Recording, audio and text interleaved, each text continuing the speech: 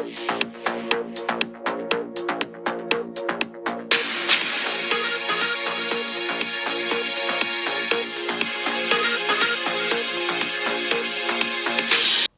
ጤና ይስጥልን ክቡራን የዩቲዩብ ቤተሰቦች፣ የሰዓቱን አጫጭር መረጃዎች እየቀርብ ያለው እስከ ፍጻሜው አብራችሁን ቆዩ።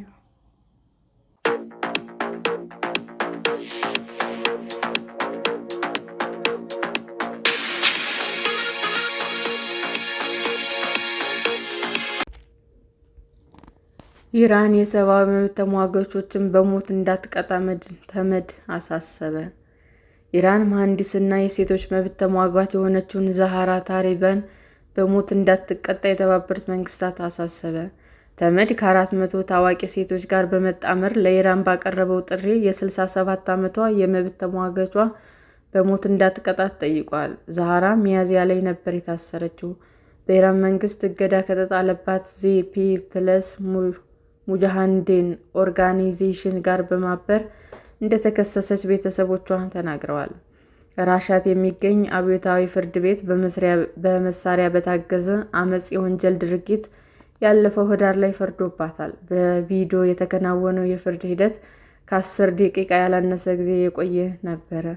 ቤተሰቦቿ እንደተናገሩት ፍርዱ የተላለፈባት እጅግ ውስን በሆነና ተአማኒነት በሚጎድለው ማስረጃ ነው።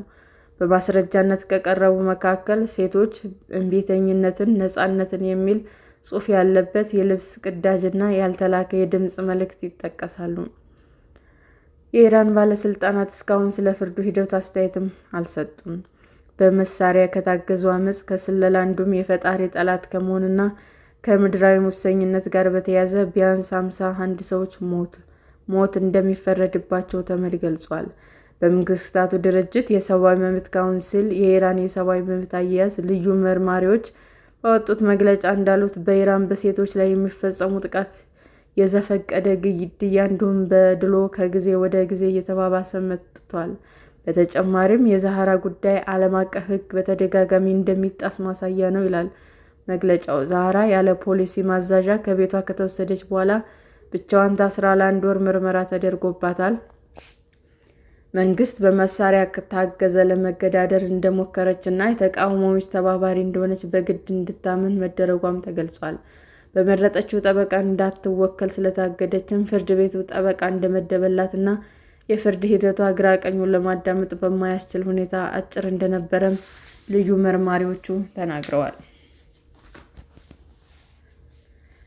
ህጋዊ አሰራር ተጥሷል፣ መብቷ ተገፏል፣ ጠበቃ የማቆም መብቷም አልተከበረም፣ የፍርድ ሂደቱን በጣም አጭር ነው፣ በመሳሪያ ከታገዘ አመጽ ጋር በተያያዘ ለቀረበባት ክስ የቀረበው ማስረጃ ለብይኑ በቂ ግብዓት አይመስልም ሲሉም በመግለጫው አስረድተዋል። ዓለም አቀፍ ሕግ የሞት ቅጣቱን ለክፉ ወንጀለኞች ብቻ እንደሚፈቅድ በመጥቀስ የመብት ተሟጋቾች በሞት መቀጣት ግን ሆን ብሎ መግደል እንደሆነም አክለዋል። የዛህራን በዚህ ሁኔታ በሞት መቀጣት የዘፈቀደ ግድያ ነው፣ ለጾታ እኩልነት ንቅናቄ የሚያደርጉ ሴቶችን መቅጣት፣ በመሳሪያ በታገዘ አመጽ ከሶ መቅጣት የጾታ መድሎ ነው ይላል መግለጫው።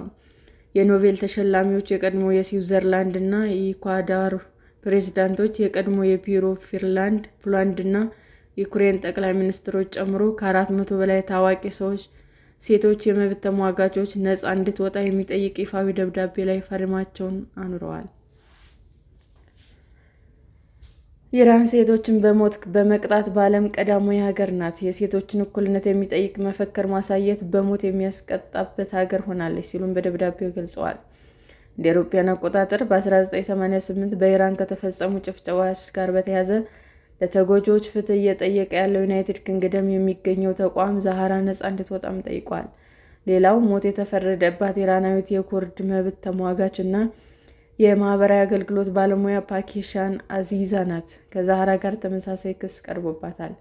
የተመድ ልዩ መርማሪዎች ቡድን ፓኪሻን ብቸኛ ትኩረቷ የማህበራዊ አገልግሎት ስራ ነው፣ በኢራቅና ሶሪያ ተፈናቃዮች ትረዳለች ብሏል። ኢራን ሂውማን ራይትስ ባወጣው አሃዝ መሰረት እንደ አውሮፓውያን አቆጣጠር በ2025 በ11 ወራት ውስጥ ቢያንስ 41 ሴቶች ጨምሮ 1426 ሰዎች በሞት እንዲቀጡ ወስናለች።